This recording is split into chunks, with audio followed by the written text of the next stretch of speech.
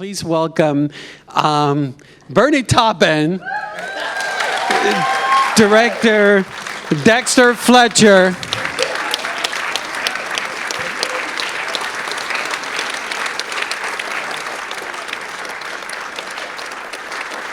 Okay.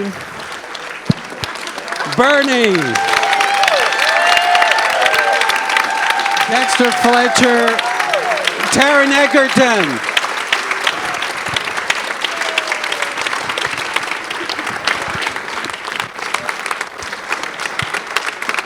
Hello. Hi. Hello, hello. How you doing? Hello. Well, Close quarters, right? welcome all of you. I got to pay honor to Bernie Taupin. Bernie, thank you for being here. Local boy in the room. Local boy in the room. Yeah.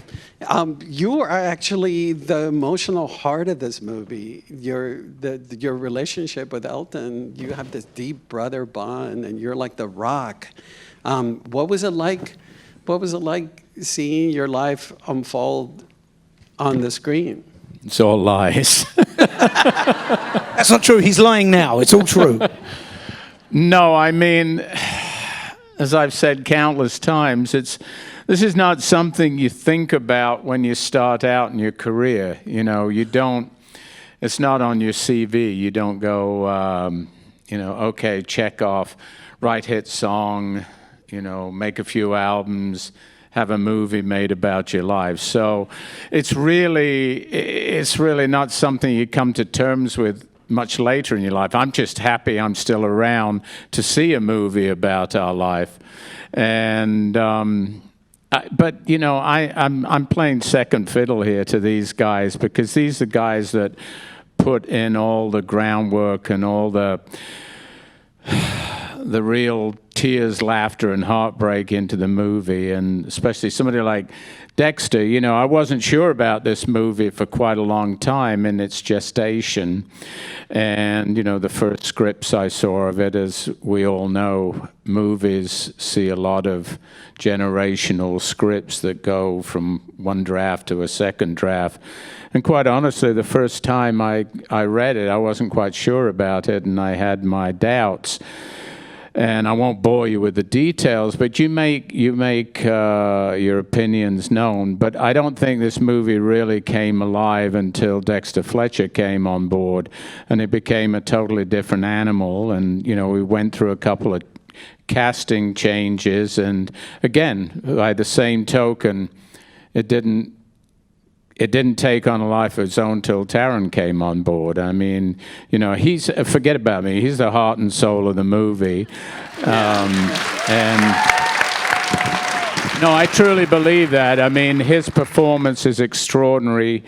I've known Elton for 50 years, and I can't imagine anybody capturing his persona, his dynamic personality, his flaws. It's tough to go, to fluctuate from one persona to another, to different characterizations of your sort of psyche. I mean, it's extraordinary, and he did that in an amazing way, and he should be applauded for that, as you just did. So it's fine.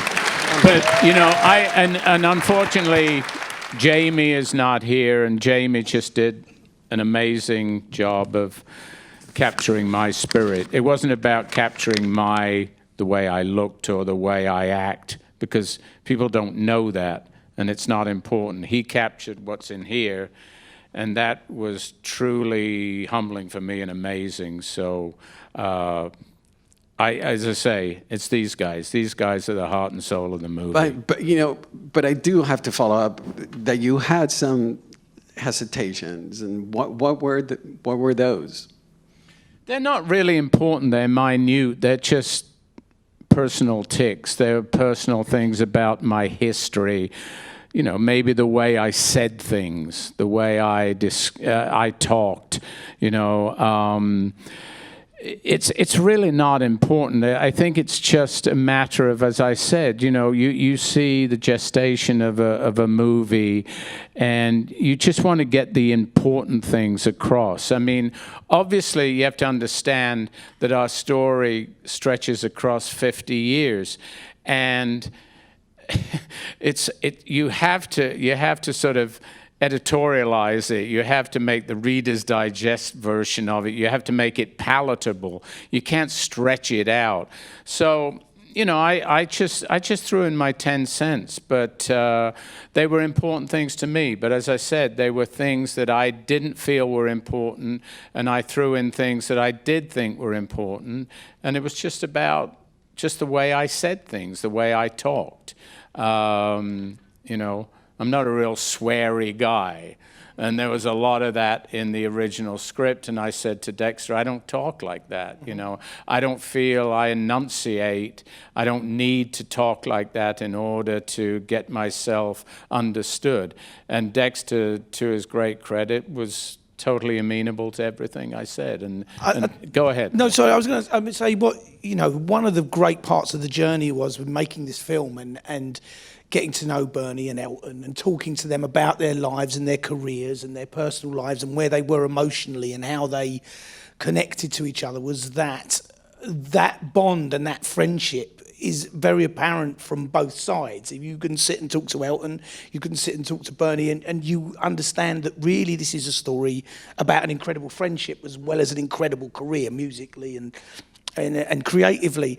And I think that is what we also set out to do. It wasn't about trying to create an impression of these people, but tell honestly and emotionally what that relationship is, and because that's the strength of it. I think that's hopefully the journey that we go on with these guys. Of course, there's this fantastic music that frames it all, and that gives us a great access to their emotional, their inner voice emotionally. But sitting with Bernie, sitting with Elton, I think, Taron will agree as well, it's like there's an incredible bond and friendship there, and they're rare things. And it's about a male friendship, that maybe doesn't see a lot of representation in movies. It's either like, you've got to be able to punch your buddy and, grapple with them. But this is just about two guys who just love each other and in a platonic way and give to each other every given opportunity. And that we felt was really important. And of course, Jamie and Taron,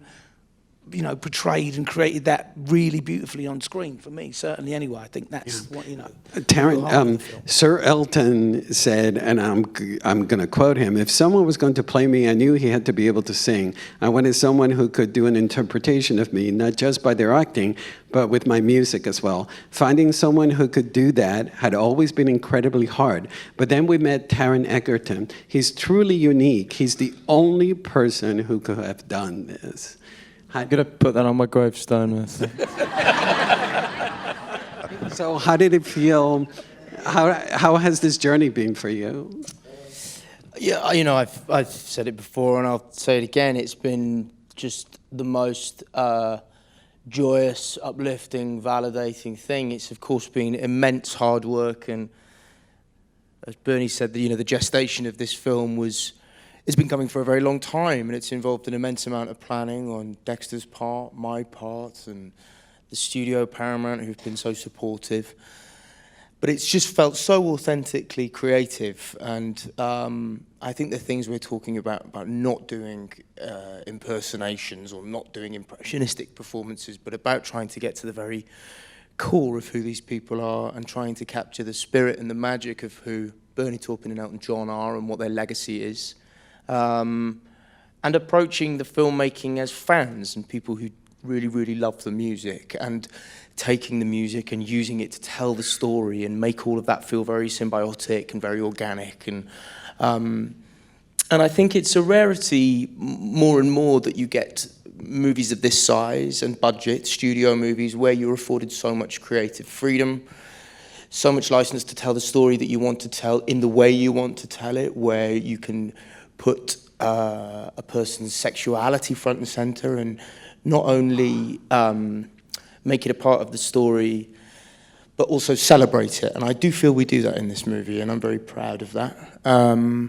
And also, as Dexter said, one of the things that I really love about it is, you know, we're all very familiar with seeing male friendships that are kind of about punching each other on the shoulder and bros, and, you know, this is it's a really gentle, feeling, sensitive, platonic love story. Love story. And I think, you know, I don't think we see many, you know, we don't always see male relationships portrayed that way, and I love that, because that's who I am as a man. You know, I'm very tactile and affectionate with my friends, and very comfortable, very millennial, and very comfortable with telling them how much I love them. And, you know, I think it's really nice to see that portrayed on screen, and let, you know, young men know that it's cool and good to tell each other that you love one another, and that's not a weakness, and that's not something, you know, you're not losing face doing that. Dexter, I gotta ask you, one of my favorite moments so far this year is in cinema, is that long tracking shot of the Saturday Night is All Right for Fighting. And can you, it becomes an allegory, I mean, not an allegory, but it's very, just, it tells an amazing story, that long tracking shot. You know, can you tell us about why did it need to be one long take, that musical number? Well, it serves a multiple of purposes, but certainly, you know, there's a whole period where young Elton goes from being a young or an old boy to a young man, and I had to wrestle and kind of figure out, how do I pull into this moment and this song all the things that happen to you, you know, in that formative period of your life. And certainly, as it's a film about music and a musician and someone who's kind of soaking up the world around him, how do I move through that and keep it moving and engaging and interesting, and then bring all of those, as many of those influences into this one shot as possible? And the more I thought about how we could use the music, you know, we had this great free reign with the music. Bernie said that, like, do what you've got to do, interpret the songs the way you want to. And so it's important for me to keep the story moving, to introduce Taron as the Elton character in the most impressive and important way that I could. And that's him coming through the fence. We see him as a young man, the world opens up to him. You know, there's a great moment in your life as a young person where you step out from the shadow of your parents and you look out into the wider world and go, what do I love? What excites me? What engages me? And I had this incredible opportunity with music and this great song that is iconic in its own right, to bring our young protagonist into the world. And that's really kind of what I wanted to explore, was how does he engage with the world? What's he looking at? And Taron and I talked about it a lot, and Taron was like, I'm just kind of like a passenger in this bit. I'm sort of like, how do I not be just sort of observing it? And I was like, that's kind of the point, that you are, that you're finding the things that you love and what you relate to and what you connect to. And I think Taron does that brilliantly, that he stays very present within this incredibly kaleidoscopic and grand moment of the fanfare and the lights and the people and the images and the guys and the girls. And I think it's what, you know, with the thing that we always really found galvanizing and creatively exciting was taking these really well-known songs and using them to tell the story. And so, you know, Saturday Night's All Right for Fighting, the lyric and the title is quite specific, but actually if you free yourself from what it specifically means and take something of the essence and the vibe of it, my attitude to it was that this is a young man absorbing stimulus, being incredibly excited by different cultures. You know, the ska section, there's a section with these young Indian kids in a sort of Bhangra section, and that's who Elton and Bernie were. These were two young men who were incredibly excited by different genres of music, and it's absorbed, kind of catalyzed, and goes through their system, and then there's this incredible output. So from my perspective, Saturday Night's All Right for Fighting is about him absorbing what's around him and just being so charged with it. So you know when there's that bit where someone gets clocked in the face and you cut back to him and he just goes, wow. It's like, from the way I thought about it was that this is a kid who's just so unbelievably excited and full of creative energy. And that's, you know what though, just to add to that, I just thought about it now, is that the funny thing about that particular song is that over the years since we've written it, it's sort of got the real ideal of it has got sort of tamped down. You know, I don't think people, even now when they hear it in concert, or they maybe do now after the movie, but before that, they forget what the real essence of that song is. And I think that scene in the movie, which is, it's one of the few songs I think that I've ever written that is incredibly British and very almost northern, and it is sort of violent, you know, when you think about it, you know, and I don't think people think of it in those terms anymore. So I think the beauty of that scene is the whole funfair aspect, because I remember that as a kid, you know, where I wrote that song. They used to have fun fairs there, and they used to have fights, and it was all based on that. So that brought it all back to me, you know. So I think again, once again, it's the power of their storytelling to bring my storytelling back to life in the way it really happened in the first place. What I love about that scene is which is a theme that I see throughout your film about escape, where Reggie is trying to escape his home life, and then ultimately Elton is trying to escape the persona that he's created and then the visuals that you use to tell that it's you know, can you? We always had this mantra on set. Dex and I like to talk about things in terms of a really reduced shorthand. And one thing that Dex started saying to me really early on is, you can't go home. There's no going home for Elton, because home's not where you're really happy. And he finds home in the Regency Cafe with Bernie, you know. But somewhere along the way, the idea of home gets a little bit skewed with all of the craziness and the hedonism, and thinks he's found home in John Reed, which turns out to be not the case. But there's that idea runs through the film, you know.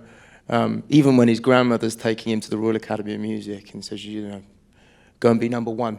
You don't get many opportunities. Yeah. This is your opportunity. It's about creating a flavour of this person who Elton is, this kind of dogged pursuit of goals. And in our mind, it came from him not having any choice, which is why that then feeds as well into the plane scene.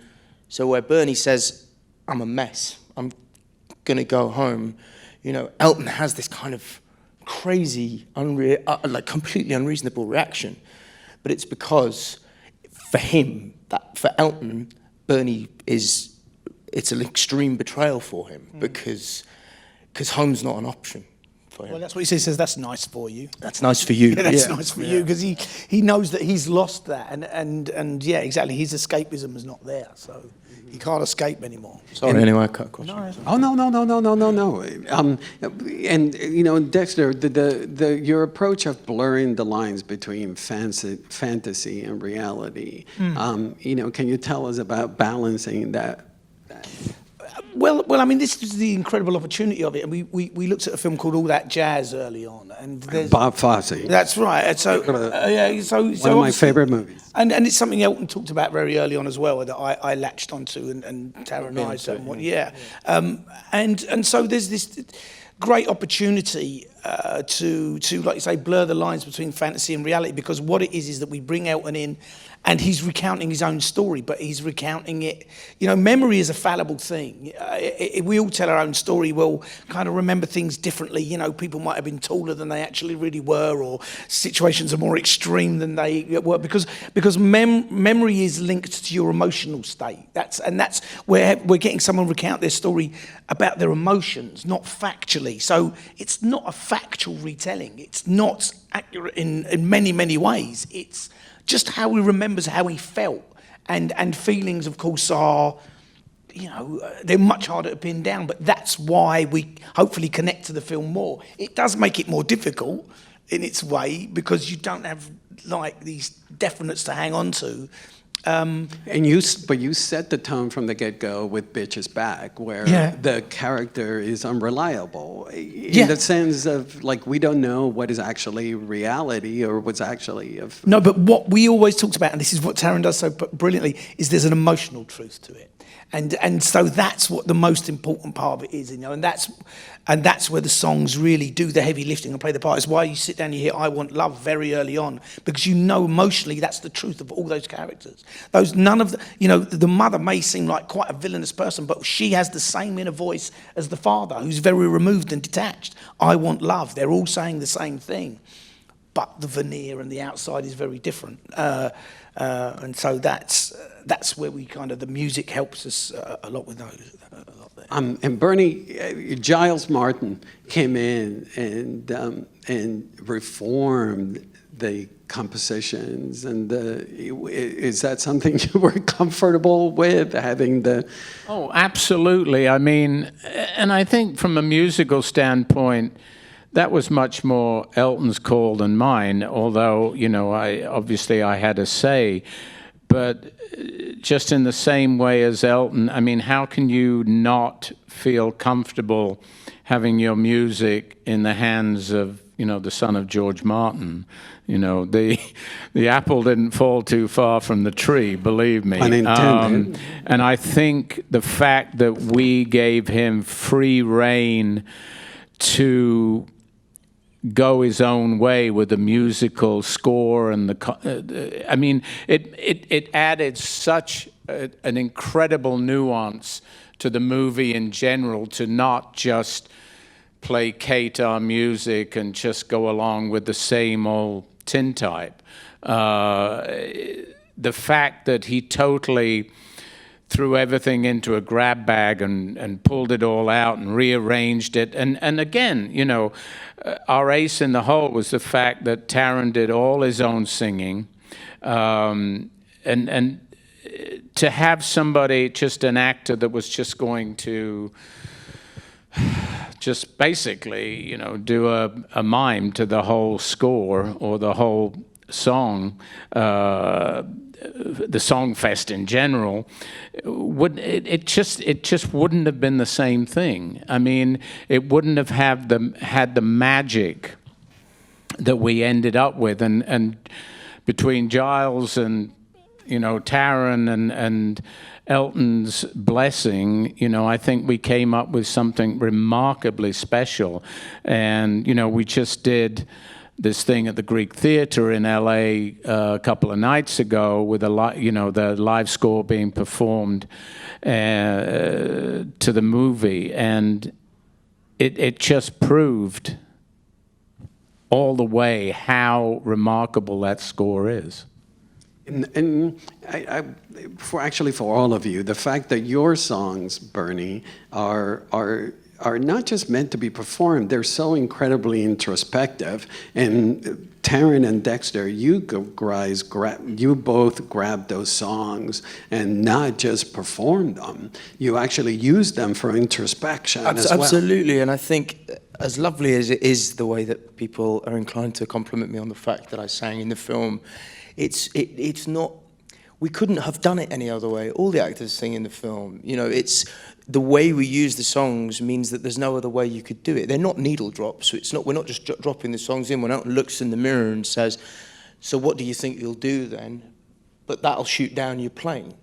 It's a beautiful bit of poetry, and it seemed to us that we could use it to say, are you really going to do this? Are you going to step off the ledge, and are you going to sort your life out? Well, it's a scary idea, isn't it? You know, so the songs are used in a kind of more. We embrace the poetry of Bernie's writing to move our story forward and reveal things about the character. And I think in a typical biopic about a performer, it's less important that the actors sing because they're performance pieces. But our use of the songs are a lot of the time, they're intended as soliloquies and they're intended as moments of expression. So to not have the actor, you know, to not have the actor be expressing anything, I just don't think it would work. Yeah, that's why the songs come in any order that I deemed fit. You know, it's like they're not in the order that they were written. It's because that's not what it's about. It's about how do we drop the mask now and hear the inner voice? How do we hear what the soul and the person inside who's alone, what they're really saying? And you know, the beauty of music and cinema is it connects people. When you hear a great lyric, a great piece of music, it connects everybody. That can cut through so many barriers, and that's the beauty of the musical for me, and the music in this film is that it connects us. That great bit of voice and lyric and music together, we're all on that journey emotionally together, and that's what's so important for But, you know, the other thing too that I've said time and time again, and I hate to repeat myself, but I haven't said it here.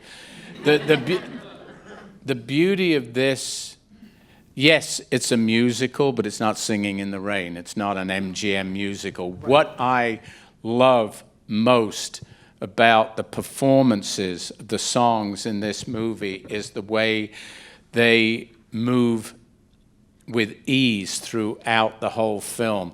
They don't sort of suddenly burst into song. It just eases its way in. I mean, when you take, for example, when the family sings I Want Love, that is so extraordinary to me. It doesn't seem corny, it doesn't seem forced, it seems effortless.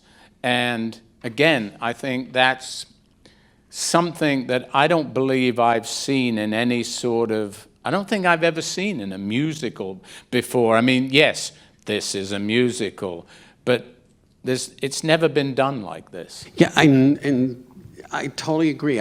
Somebody was asking me about the film, and I was telling them it's a musical, but it's not a musical. It's a biopic, but it's not a biopic. It's a fantasy, but it's not a fantasy. It's just breaking boundaries in every which way. Is that something? Just to make it as difficult for the marketing team as we possibly can. We wanted to really challenge those guys in the market.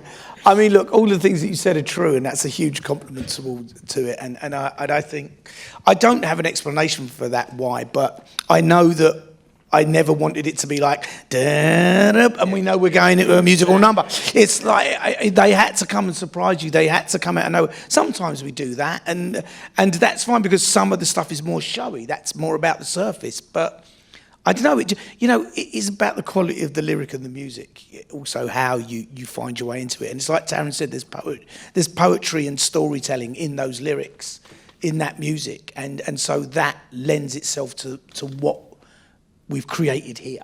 In terms of it's a musical, but it's not. It's a fantasy, but it isn't. It did feel like, we had this a sort of reasonable level of carte blanche to use the songs as we saw fit.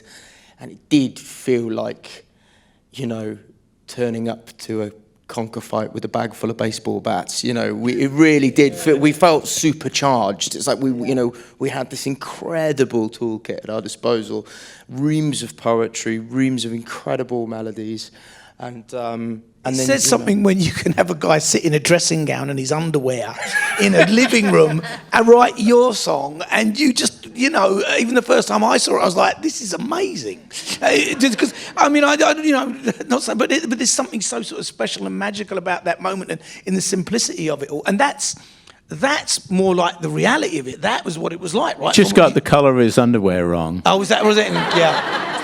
Yeah, we can go and change that digitally. But that's the beauty of it. But then again, you've got great performance numbers like Honky Cat, which we can sort of expand and make completely over the top and totally fantastical. Yeah, and Bernie each musical number is so different in style. Is that something that you were conscious that you wanted to make each musical number different? Yeah, of course. The aim is to not repeat yourself, and then that goes for the drama as well. And where, this is what Taron done so fantastically is like, and I said it to him at the end. I said, you came and you brought it every day. And what I meant by that is that every day he had to do something psychologically and emotionally and physically different every day. There was no 2 days where we were like, oh, well, this is kind of like that other scene. If you watch it, it's sort of like, that Taron goes this incredible roller coaster. You don't know which Elton you're getting from one scene to the next. And I think that's what I wanted to create. That's what we wanted to create. So that's what keeps you engaged. Where's he at? How's he got there? Why is he like this? And it informs where he is next. And that's what we did with the music as well, what we did with the songs. They've got to keep moving. They've got to surprise us each time. And that's the power of the music. That's the power of the performance. And the freedom to add it in that fantasy world means that, okay, great, we can... Yeah, you know, let's stick him in the middle of a restaurant and make him sing Goodbye Yellow Brick Road. Yeah. You know, and dress him up like Dorothy from The Wizard of Oz. Yeah, and the Tin Man and the Cowardly Scarecrow. Lion. Well, that's, you know, the other thing. It's like, you know, in digging into the song, it's Goodbye Yellow Brick Road. It's like, you know, there's amazing things that happen with, if you look at The Wizard of Oz, you know, Dorothy wants a home, the Tin Man's got no heart, you know, the lion's a coward, the Scarecrow's lost his brains. I mean, these are really interesting. But which one is the addict? Sorry? The Which one is... Scarecrow probably is pretty, he's lost his brain. But the addict, you know, is represented by all of them. You know, the addict doesn't have a heart anymore. He can't feel. You know, he loses his sense of reason. And, you know, and really all he wants is the home. That's why he has the ruby slippers. He just wants a home. He just wants his friendship back. And he's lost how to connect to it. But that was really exciting to us. We loved that when we struck it. It was like, yeah, and he's a coward. He can't break the cycle. It's really, yeah, it was just great to And Taron, what was it like for you to balance this huge personality, but at the same time, he's such a vulnerable character? Yeah. I mean, it was a great joy creatively. It requires an enormous amount of effort to play Elton John and energy. It's, you know, he's never... As you said, he's never in one place for very long, but I think that's typical of all of us. I think sometimes you can think of a character as being a fixed thing, and we're in flux all the time. I'm a completely different person with my mother than I am here with you now, and there are days where I will wake up and be the most bright, breezy, energetic version of myself, and there's days where I wake up and I'm an absolute nightmare to be around, you know, and I think that's typical of people. We aren't a fixed thing, and I think that's just taken to a great extreme when you have someone who is as brilliant and creative, and then you introduce this element of drug use and heavy drinking, and everything becomes even more polarized. But it's great. I never felt like I had to repeat myself. I felt like I had this great freedom to just push it in all sorts of different directions. So one day I'm being the shy kid, you know, having his first kiss, and the next day, you know, I'm sat opposite the person I love most, telling him that he's never fucking been there for me, you know. And it's they could be different men from different stories, you know, but they are the same man, and I think that's. We all have times in our life where we don't recognize ourselves, I think, and I think that's very true of Elton. And to all of you, the fact that you show him warts and all, and the rational sides of him, his addictions, and you, was there at any point the sense that we needed to censor and take back the aspects of... The idea of censoring him is like, I'm trying to find the right analogy, but I can't come up with it. No, I mean, this is a guy that, I mean, to say he wears his heart on his sleeve, you know, his sleeve goes out to here, you know. No, I mean, I know he gave these guys total carte blanche in the same way he's always given me carte blanche in everything I write. He's the most generous person imaginable in that sort of respect. And I know these guys agree with me. That's what I was saying earlier about the music with Giles, you know, Taron's performance, Dexter's vision. He just said... If he feels comfortable with it, he will give you 100% carte blanche to go with it as far as you can possibly run. Yeah, I mean, when he first saw certain things, he was like, yeah, it was worse than that. So I was like, okay. Well, you know, so I knew that there was probably further I could have gone, but, you know, it gets to a point where we're trying, you know, the message gets through. But he, when I sort of dared first to ask him about certain aspects, you know, how sort of open and inclusive he is, and how much he gives and shares, you're kind of like, wow, he's really oversharing. I mean, I would, he just tells you everything. And like, wow, that's amazing. But you realise that's who he is. That It would have been unforgivable to shave the edges off it and to make it safe. It's not who he is. We all know who he is. We've all seen Tantrums and Tiaras. We all know his story. He's Elton John. He's a legitimate icon. He wears his heart on his sleeve, and he owns his demons. And he's gone through an incredible recovery and this incredible journey of self-discovery. And he owns that. It's assimilated. It's part of who he is. So to tell his story and not celebrate it would have been wrong. And it also would have been irresponsible, because there are plenty of people who have a story similar, albeit less grand, as he would say. But it's important, these stories, particularly with someone recognisable, to be true to the spirit of them, because people learn from stories. Speaking of heart on his sleeve, can you tell us about the diamond heart that you wear? Yes, yeah. So I've been so spoilt on this movie, because aside from it just being an incredible creative thing, I've made so many friends. Bernie gave me this for my 30th birthday. He's had it for 30 years.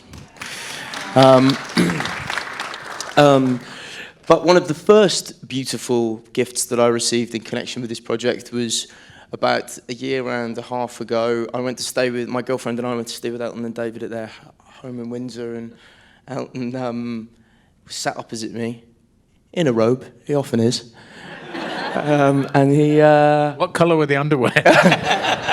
So I try and keep it above chest height. But he leant over and popped this thing in my hand, and it was the first ever diamond earring that he bought in about 1972 or 3, I think. And he gave it to me as a present, as a sort of token of his appreciation for me portraying him. And I asked Julian, the designer, how he would feel about me wearing it for all of the scenes in the therapy room, as a kind of an anchor, a sort of talisman to sort of tie me to Elton. And I really felt it, actually. It really felt like something... You went and got your ear pierced so you could wear it. I went and got my ear pierced so I could wear it, yeah. And it felt like something that really made the whole thing feel very real and very important. And I mean, God, I've never been so scared of losing anything in my entire life. But it was a beautiful gift, and it was lovely, the organic way that it became a part of our story. So the next time you watch Rocketman, which I hope you will watch it again, you look out for the little heart on my ear in the therapy room scenes, and that's Elton John's earring. Thank you, the three of you, for being here. Thank you so much.